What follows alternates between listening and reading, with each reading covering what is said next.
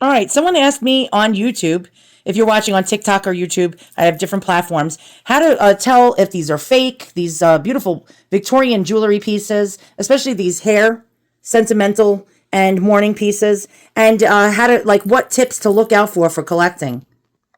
All right, so we're going to open up the first case and we're going to discuss it. Now, I might add that I am not an expert. So if you're going to, come on my video and say, oh, you said this wrong, you pronounced this incorrectly, you're not correct, I will first off and completely tell you right now, I'm not an expert on this. I've been collecting these pieces for about maybe, I'd say about a good 15 to 20 years, but I don't know everything. And especially in the antiques field and jewelry and what have you, you can't know everything. And you can't, unless you've been an art major in history and you've gone to appraisal classes and you got a neat little certificate.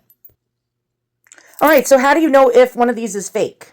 Well, I will tell you, this hair jewelry is becoming popular right now. In today's day and age, people are actually teaching themselves how to do this weaving or plaiting of the hair or table work. It's known as hair work. And there's actually old Victorian books that you can find. You can actually find PDF files of how to do this on the internet. There's many different tools that they used to use, and people are able to get things that they can improvise with, and they can make their own memorial jewelry.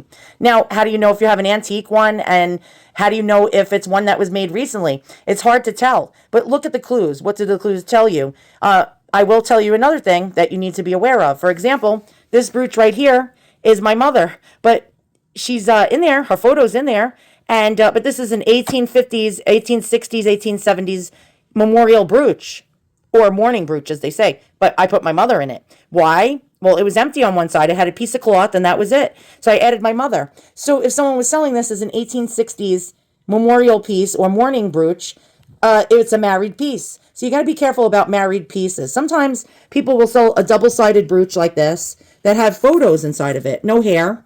And they get photos off of eBay. You can buy a CDV, which is a carte de visite photograph. That would probably be able to be cut down easy, or a tintype to be placed in here.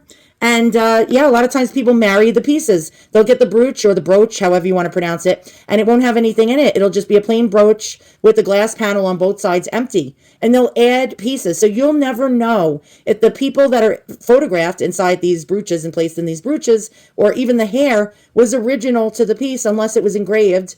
And you specifically have this in your family and it was actually documented well. Oh, here's an example of a married piece. Again, probably 1860s is my guess. And I placed my own mother's, I don't know if you can see this, my own mother's hair, she's deceased, in this beautiful brooch. And why? Because I wanted to do something special. And so if I was to list this on the internet, I'd have to be honest. But then some people that maybe get this at a thrift store won't even know. And they'll just be like, antique Victorian memorial hair brooch. And you might get stuck spending $200, $300, $400, $500. And it turns out that it is not what it seems. So you might say, well, how do you know if the piece was married? Is there any tips? Well, look at the era of the photograph that was taken. They didn't have color photography during the Victorian era, although they were able to hand color photographs. But you can clearly take a look at this and see this is a contemporary dress, a contemporary hairstyle. That's my mom. She looked like a Barbie doll on my wedding, didn't she? That was in 1998. So you look at the era of the clothing, the hairstyle, and you can pretty much narrow it down how old the photo is and what material it was on. On this, it's paper. On a CDV or a carte de visite photo from, say, the 1860s, it would be on a heavy piece of cardboard. This is a thin piece of Kodak paper. Repairs. A lot of these old pieces will be repaired. You'll find maybe the clasps were changed out. So you might look at it, and that's another clue. Look how it closes. How does it close? Closures can help you. If you see this, and someone says antique necklace, that actually, well, it was invented in the 50s, the lobster claw closure, but it wasn't really widespread until about the 1970s. So, but that doesn't mean that the piece isn't antique. Someone could have added it later. So you really have to look over the whole entire piece and how it was constructed. But this, whenever I see this, there was a lot of Victorian revival pieces starting from the 70s and 80s that really came back. Also, we had another revival in the 1930s and 1940s, this Victorian revival. So you have to look over the clues. How is my item constructed? But clasps and closures don't always tell the tale. Now, bracelets, I think they use some kind of tongue and groove in the Victorian era where you slid it in like a tongue into a groove. There was all different types of closures, but there was no lobster claws. Spring rings early 20th century and on. If some of them have a bolt, I don't know if I can show you an example of a bolt closure. Oh, thank goodness, I have a bolt closure. You see how it doesn't have the little thumb piece? Like, these little safety, well, these little round closures or clasps would have a thumb piece. That is a bolt ring. That is telling you that is earlier than probably the Edwardian era. Although these were around in the Edwardian era. But these little bolt rings are early indicators as well. But it could be married. So like this key was married onto this chain at a different time. So pieces can be married and put together at different dates in different eras. Marriages. Here's an example, prime example of a marriage. I actually married these pieces, and I made it into a really cool looking necklace with danglies, like really gaudy. If my mother were alive still, God rest her soul, she would say, gypsy jewelry.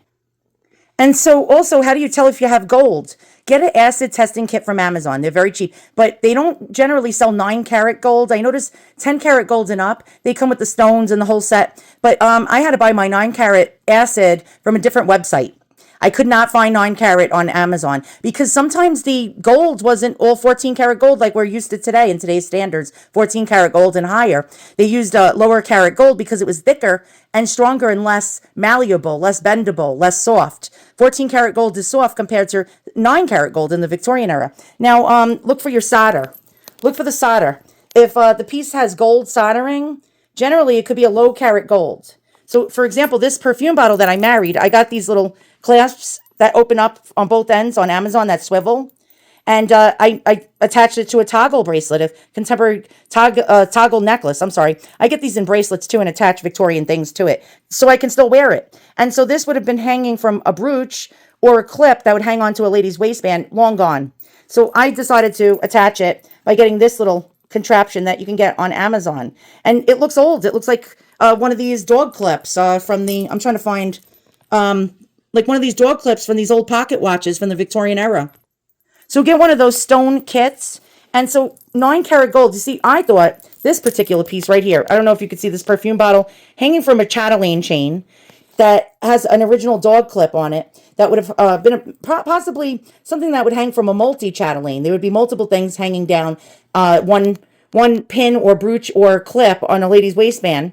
They used to have useful things hanging from chains so they can get at it because the wide use of pocketbooks, large pocketbooks to hold all your doodads weren't a popular fashion thing. The smaller the purse, the better the fashion for you because the big bulky purses were for, the rouged ladies, if you know what I mean, the ladies of the night. So this I just thought was brass. And then I got it and it turned out because I had the stone kit, the stone acid testing kit, I did a scratch on the stone and I put 9-carat. It didn't melt. Okay, it's 9-carat gold. I scratched again and I put down 10-carat, drop a 10-carat solution or acid. It didn't melt. Then I did it again. I dropped 12-carat solution. It didn't melt. We went up to 14-carat. It didn't melt. We went up to 18-carat. It didn't melt. So this is solid 18-carat gold, probably from the 1860s to the 1870s with this beautiful enamel work. Do you see that? Look at this solid gold. And the seller thought it was brass. Well, you might say, well, gold shouldn't tarnish. Yes, gold does tarnish. I can assure you it gets blackened from age, it gets dirty, and it looks like brass, and it does not look clean. And so a seller, a lot of these pieces were not always marked with the carat weight of the gold or silver. And unmarked pieces can look like brass. If it's aged and patinated, you're going to say, oh, yeah, it's brass. And a person who's a regular thrifter who looks for thrift flips are going to see it and say, yeah, brass perfume bottle, brass chatelaine perfume bottle. And it turns out that this was 9K solid gold. Again, sold to me as brass. So you need that acid testing kit. And gold does actually turn blackened with age. And you just clean it. You clean it with a little Simicrone. And you might just want to leave the patina. A lot of people don't like to take the patina off. I like to clean my jewelry. I don't know. Maybe I should have left the patina on these pieces. Another example of a marriage. I took this pocket watch fob. Now, a man's pocket watch would dangle from this dog clip here, and the other part would go in his button, and then he would have his pocket watch attached to it, and I turned it into a necklace with that swivel thing. I think I did it with that swivel thing. No, I didn't, because it has a dog clip. I was talking about like one of these swivel things that I get on Amazon. But nope, it attached right to it, and it swivels, and so I turned it into a necklace. And so you might think 1980s plastic jewelry. And I wanted to turn it into a statement piece, my own 21st century design idea. And so I placed it on a thick, chunky, it's not even real, it's probably brass, made in China necklace with a toggle. And there we go. And so I got this for $10 because somebody just thought it was junk drawer jewelry. Although it's not made out of real gold. Although I actually haven't tested it. It could be. Could be either gold plated or 9 karat gold. But look at this. This is glass, carnelian glass, not real carnelian, but glass with these beautiful mythological ladies that are generally on cameos, but it's a glass cameo. And look at that. Look how cool that is. I think that's Medusa. Who is that? I don't know. Some Victorian Art Nouveau lady. So this was made somewhere in the 1890s to about 1905. And I turned it into a necklace. So somebody would just sell this as junk drawer jewelry on eBay. If they're, say I dropped, God forbid I dropped, and there's no label on this. My children didn't see any videos I've made showing these pieces. They would sell it for $5, $10 on eBay, thinking it's junk, and it's not. Don't you just love these old pieces?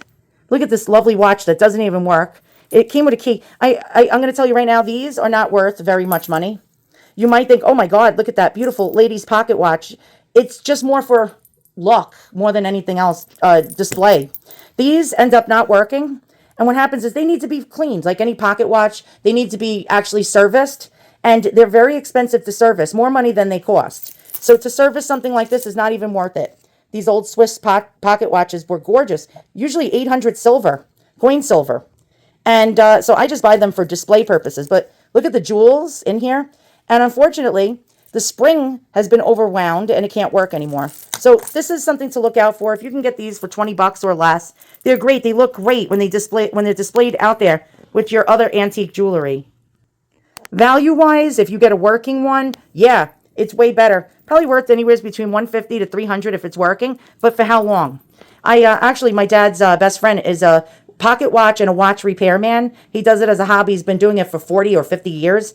And I said, can you fix this watch and get it running again? And he said, not worth my time. Not worth my effort. It's a piece of beep.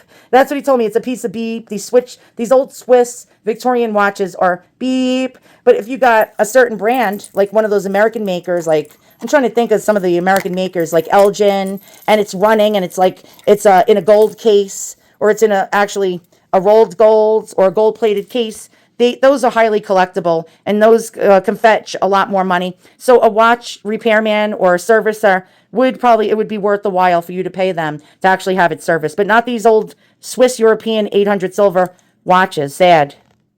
So what is the most common mourning or sentimental hair jewelry that you'll find? Pocket watch chains. These are the most common hair jewelry pieces you will find if you want to add hair jewelry to your collection. Now, thankfully, most of it is in a marriage situation where they take other pieces and attach it to it. Now, generally, you will find these in really remarkable condition. I'm quite surprised. Although, sometimes you'll find the hair has slipped out of the little, I don't know if you could see these little areas that they're joined, and the hair will start to unravel. I avoid those pieces, or they're missing the little end caps that are holding. These were just glued in. The hair was glued into these little end caps, and I don't bother with those, especially if they're missing the fob. If they're missing the little charm fob, I'll show you some of the charm fobs. I don't even bother with them at all, because then I got to replace them because I feel it's naked. If this little fob, this forget-me-not, and on one side it's forget-me-not, and on the other side it's a wax seal. I don't know if you can see that. Again, that glass type of, sometimes it'll be semi-precious stones, or it'll be engraved. Let's see, is this one engraved? Yes. It's like no, it's not engraved. On the other side, we see the forget-me-nots going through the glass. Yeah, some of these are not real precious stones. It'll be glass stones, glass amethyst, glass citrine, glass emeralds, glass rubies. And yeah, it's not even real. Sometimes you'll see tiger's eye. You'll see turquoise. You'll see stuff like that. That's actually a little more exciting. But yeah, if they're missing and you just got the little loop there and it's missing a fob, I don't want it. But if I see a piece like this for $10, $15, $20, I'll hunt for the perfect Victorian fob to add to it. Thus, we never know if these fobs were actually replaced or not. Here's an example of a pocket watch fob, not made out of precious gold, probably pinchback or rolled gold, which we'll go over. I'm going to have a whole thing. How can you tell the difference between pinchback, rolled gold, or gold plated, or regular gold? I told you how to do the gold test. And how do you tell, is this a precious stone? Oh my God, it's amethyst. I highly doubt it. Most likely, believe it or not, most likely, let's just get it in my hand. Most likely, this is going to be a glass stone. I see so many sellers listing these pieces as, sorry, my nail is pretty gnarly. Listing these pieces as real amethyst, real ruby, real emerald, and citrine, and so on and so forth. But 9 times out of 10, these are glass. How will I know? I am guessing. I don't think this is real. I mean, it could be. But am I going to bother taking it to a jeweler? And then they're going to charge me like $25 when this whole thing I paid maybe $50 for it. It doesn't look like it's real gold. I mean, let's look. Yeah, I mean, you could see something like, yeah, through the metal. Let's try to get closer. You see it's sort of tinny. I don't know. This could actually be gold. Oh, we got a mark, boys and girls. Wait. Does that say 14 karat? Hold on. That's another thing. Look for your marks.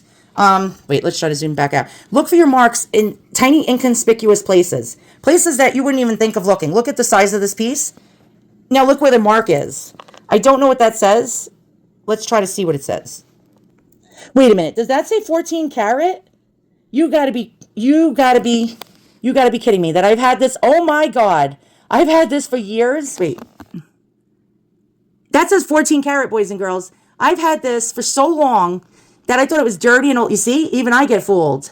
I thought this was dirty and old, and I think I'm seeing 14 karat. You tell me, do you see? Yeah. Oh my God, no freaking way. All right, mother of pearl on one side, and maybe now, since that's 14K, we'll flip it over. Mother of pearl on one side, amethyst cabochons on the other, and it could be 14K unless just the bolt ring is 14K and the rest of it is not. Although it does not look like a married piece. They're like the same color. Holy cow. You see, you live, you learn. I just learned that I paid so cheap for the, oh my God, I paid like pennies on the dollar for this. And this is 14 karat gold. 14 karat gold. Wow. All right, so maybe the amethysts are real. You see, I'm no expert. I'm learning along with you. Oh my God, I'm just like so, oh my God, I'm just so excited about this. Well, the beautiful thing is now we have an actual watch to attach to the beautiful 14 karat gold.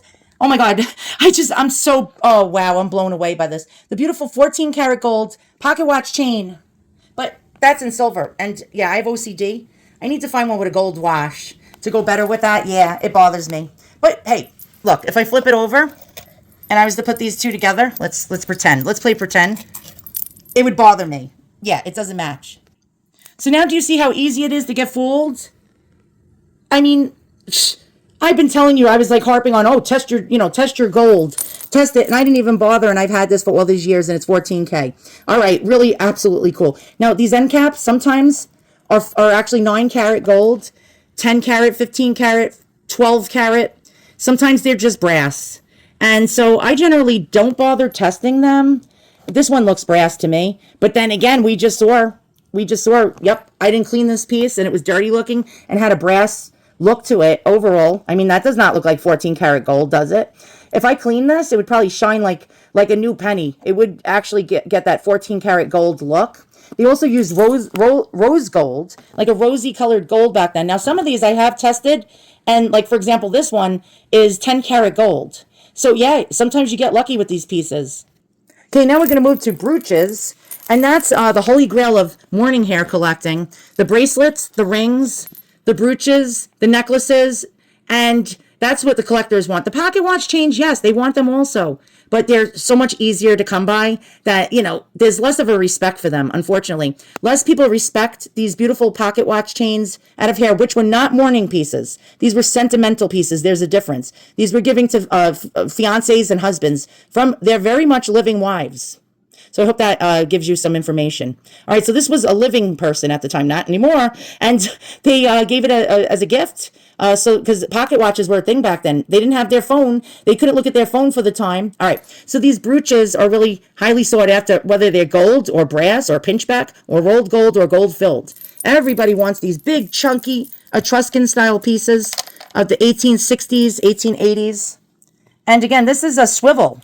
So it spins around. That's actually my hair in there. Don't laugh. Yeah, I added my hair with pearls, and I tried to replicate what the Victorians do, and I found out it was very, very hard to do it. I could not do it with any kind of artistry that could equal anything that they did. But yeah, I tried to do a little gypsy thing. My mom would call it gypsy, by adding like the little gems and the jewels and all that other stuff. But no, it does not look as good as a Victorian piece. It was tempting because it was empty. I had to put something in there. Now, somebody might get this.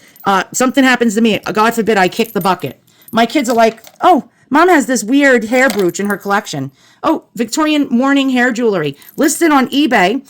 And you're like, yeah, definitely 1860s brooch. Etruscan style, large, chunky, with the hair inside of it. Yeah, this is someone's hair from the Victorian era. It's a memorial piece. Memento mori. Nope. You'd be incorrect. And so you might get, saddled with this. How can you tell? Well, you really can't. Except for you're going to look at how it was put together, and you could see it was not put together with any components from the 1860s. Seed pearls, well, maybe. But these Czechoslovakian vintage rhinestones, these, what do you call that, Swarovskis, are more contemporary than the Victorian era. Things are always catching my eye after. Look what I did. I added, by the way, here's another marriage. So we have this, I don't know, could be anywhere between like 1870s, 1880s pocket watch chain. Beautiful horn of plenty with gemstones. I don't know if we can see the gemstones. Filigree work with rubies. Are they real? Don't know. Is this real gold? Don't know. I haven't tested it. With this bone, I think it's either bone. No, it's mother of pearl. Mother of pearl fob. And I did attach a pocket watch, one of those Swiss ones with the fancy porcelain dials. I don't know. Can you see that? Look how lovely these are. Yes, I did attach it to the pocket watch chain. Let's follow the hair. There we go. All the way down here and around and up. And there we go. And so my kids would list this on eBay thinking oh, wow, this person even had the watch on it. But nope, married piece. So there's really no way of telling. There's absolutely no way of telling if these pieces are all original to it. There's ways, I told you, there's hints and stuff like that, but you're never going to know fully. So look for provenance. Provenance. What is provenance? I'm just putting this down. Provenance is things with paperwork and original information. That helps you. Family genealogy, it helps you. These brooches were very, very highly sought after today. You can hardly find them, and when you do with the hair in it like this, look at that. The tears are the seed pearls. That means tears. This is a Prince Albert lock of hair shaped like a fleur-de-lis. It's mostly British. Most of the stuff was British. It's showing you that you're loyal to the crown. And sometimes you're even lucky enough to see whose person's hair it was. Or could it have been replaced? The picture, we'll never know. And so I'm going to flip this over and show you. We have an original tintype in here of the person's lock of hair that was once in here. And that is quite cool. And if you look on the sides, the wire work, very Etruscan style in a moment when we do our AI search. By the way, AI has been really amazing in helping me to actually figure out a lot of things and to attribute my pieces correctly. These old Etruscan style swivel brooches from the mid-Victorian era are really highly collectible right now and getting harder and harder to find. I cannot tell you, when I do find a piece, they're easily, even without it being real gold or even a low carat gold, if it's just even brass, they're in the 200 and plus price range all day long. If it's got hair like this and a photo on the back, we're talking $300 to $600 to even $700. A piece like this that's smaller. By the way, there's hair on both sides. I'll show you. We have hair on the other side as well. It swivels. A piece like this is even a good $250. We don't have a picture, but a good $250 to $300 to $400, not even being real gold. And that is absolutely insane. It's mind-boggling that these are getting harder and harder to add to your collection because of affordability issues. There was a time I used to be able to find these for $50, $60. Not anymore. Now we'll do a video. I've done many, many cameo videos, especially Victorian cameo videos and perfume bottles. I collect the Victorian perfume bottles, especially ones dangling by a chain that would have been clipped onto a lady's waistband called chatelaine perfume bottles. But yeah, the cameos are all in a category, all on its own. So we'll do another video. Here's another beautiful Victorian brooch. This is called a knot, an eternity knot. You will see this formation that's actually, you see that? Like almost like a pretzel, rolls around. Very smooth, very plain, probably 1870s with a fake stone. Now, a lot of sellers are listing these, and they're saying citrine, 69 karat citrine. It is not real citrine. 9 times out of 10, these are what's known as paste, although paste had foil on the back. These are open. You can see on the back it's open. It's not foiled, but glass. Look for the bubbles inside. If you see little bubbles, it's glass. 9 times out of 10, that's why I thought the pocket watch chain with the amethyst was glass. Most likely now those are real amethysts since that was on 14 karat gold. Why would they make something out of 14K and not put real amethyst? Hey, it happens. All right, so I hope you learned something. The closure is on the back. I just want to show you really fast. This helps you to date your brooch. If the pin, this is not always true, but if the pin juts out past the frame, chances are it's very old. Tube hinge, Victorian or earlier. Georgian even, Regency. All right, tube hinge. Now, I've seen round hinges. I've seen actually rollovers. A rollover, you see this is shaped like the letter C? That's telling me Victorian. It does not have a safety. The safety rollover catch was invented in the early 20th century, although they did have rollover mechanisms in the mid to late Victorian era. I've done my research. I don't know 100% sure how correct I am, but I've seen also round hinges on the end, instead of these tube hinges on the edge of the brooch as well. I've seen round ones, but they're handcrafted. Those ones were made by hand, not mass produced like the ones in the early 20th century onto today. And here is a round hinge. I don't know if you can see that. That's a round hinge. That's not a tube hinge, but this one's handcrafted. I don't know. Can we get a focus? This one has a C closure. Do you see that? So this still could be Victorian. Just want to let you know this could still be mid to late Victorian. But the tube hinge and the pin jutting past the frame is an indicator of early. This is probably just about 1890s to about 1900. And we'll put her back in here.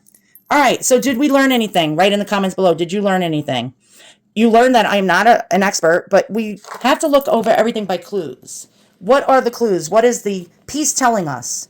What is it telling us? We look at, we go in there close, we check out how it's constructed, what era was certain components invented. We do our Google searches. Now we're going to go to a Google AI intermezzo where they explain a lot about Etruscan style, which is this.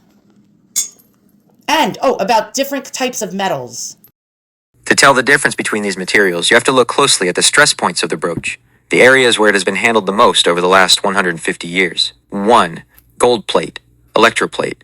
In 1840, a process was patented that allowed a microscopic layer of gold to be zapped onto a base metal, usually brass. The wear pattern. Because the gold layer is so thin, it wears off completely in high friction areas. The tell. Look at the hinge, the clasp, and the corners of the frame. If you see a different colored metal, like dull brownish green brass or reddish copper, peeking through a sharp edge of gold, it is plated. The finished gold plate often looks very shiny and yellow compared to the deeper, richer tone of solid gold. 2. Gold-filled/rolled gold. This is a gold sandwich.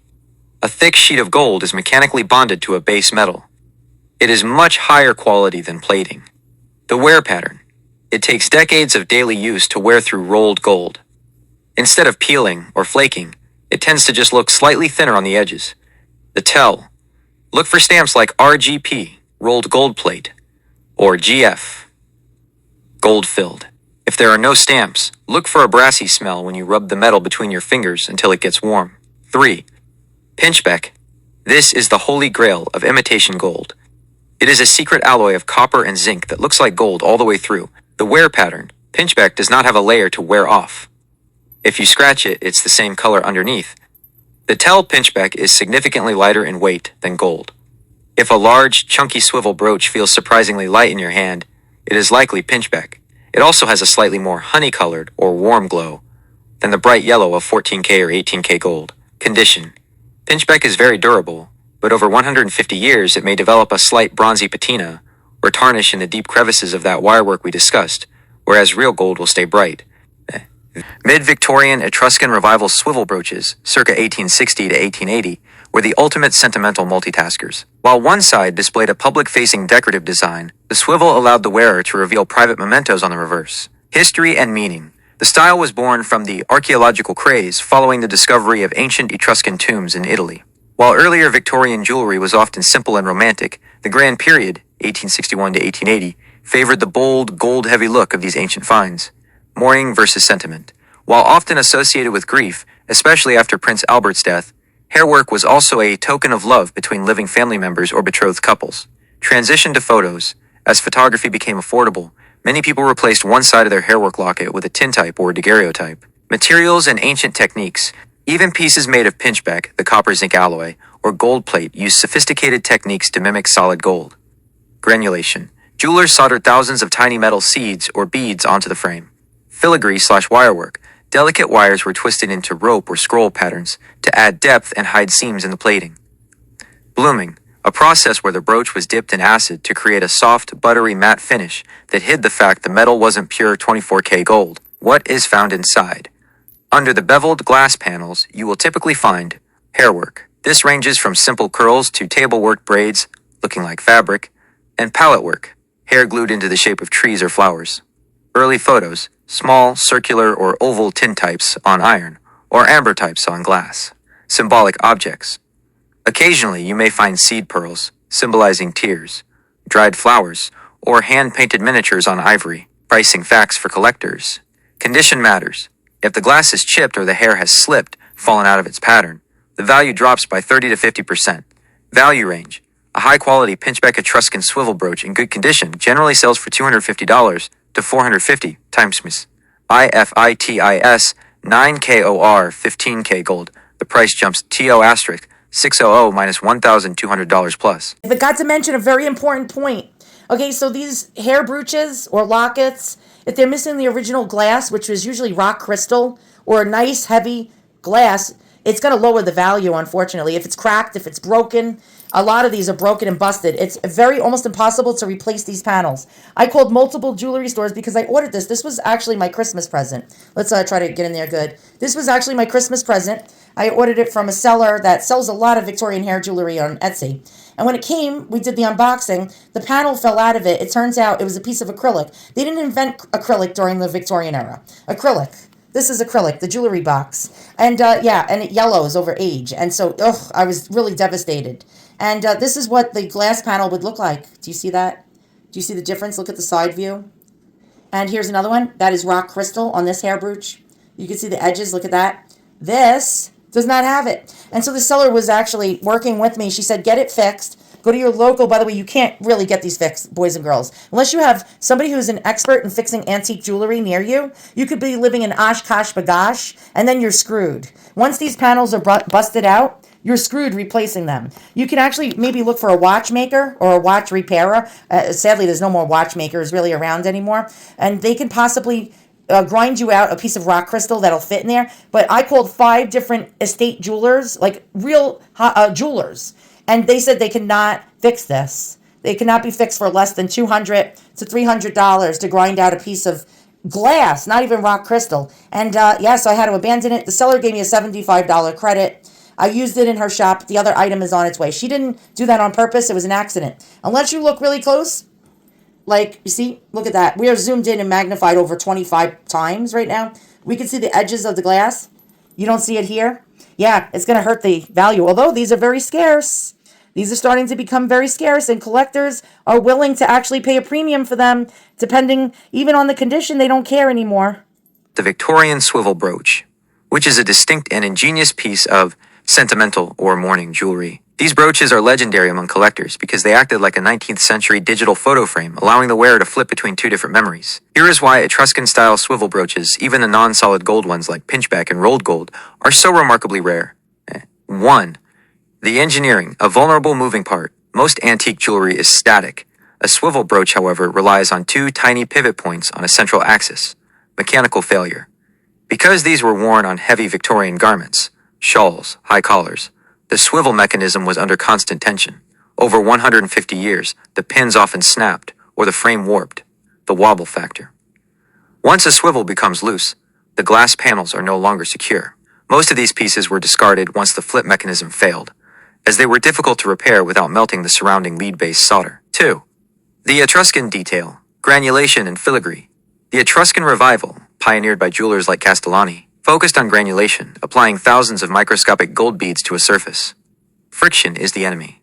Unlike a locket that sits flat against the chest, a brooch is exposed. The delicate gold beads and wirework, filigree, on Etruscan pieces are easily shaved off by seatbelts, coats, or even aggressive cleaning. The bloom finish. Genuine Victorian pieces had a bloomed finish, a chemical process that left a thin layer of pure 24K gold on the surface. On pinchbeck, a copper zinc alloy, or rolled gold pieces, This bloom wears away to reveal a dull brownish base metal, causing many people to mistake them for junk metal and throw them away. 3.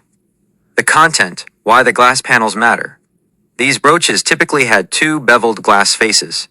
They were designed to hold hair art, intricate memento mori scenes made of the deceased's hair, early photography, hand-tinted ambrotypes or thin tintypes. The rarity factor. Because the glass was often unsealed, moisture would get inside and rot the hair or oxidize the photograph. A swivel brooch that still contains its original, undamaged memento is a rare find because most were cleaned out by dealers in the 1950s to 70s who thought the hair was macabre. 4. Why pinchbeck and rolled gold are rare. Counterintuitively, you'd think solid gold would be rarer, but in the world of swivel brooches, high-quality pinchbeck is exceptionally hard to find. The smelter's survival, solid gold jewelry was often melted down during the World Wars or the Great Depression for its cash value. The costume discard. Conversely, pinchbeck and rolled gold were often treated as fads. When the mourning period ended or the style changed, these were not seen as investments. They were tossed into junk boxes where the swivel pins rusted and seized up. How to tell if you have a good one. Feature. What to look for. The flip. It should click or stay in place without swinging freely. The glass. Original glass is usually beveled, angled at the edges, and quite thick. The metal. If it's pinchbeck, it will have a heavy feel and a deep honey yellow color that doesn't tarnish like modern brass. The frame. Look for granulation, tiny dots, or canatil, spiral wires. These are hallmarks of the Etruscan style